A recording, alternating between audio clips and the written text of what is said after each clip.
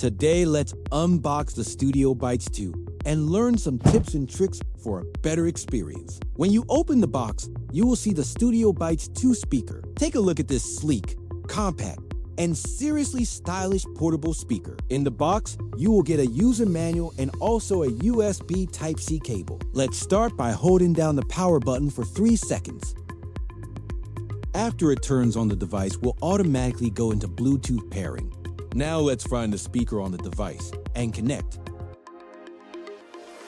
You can directly adjust the volume by pressing the plus or minus volume button. Experience studio quality sound with Studiobyte 2, featuring high-res audio and advanced LDAC Bluetooth streaming. Want to level up your audio?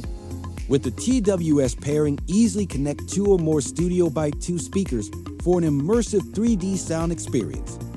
The Studiobyte 2 is IPX6 waterproof, so blast your music wet or dry.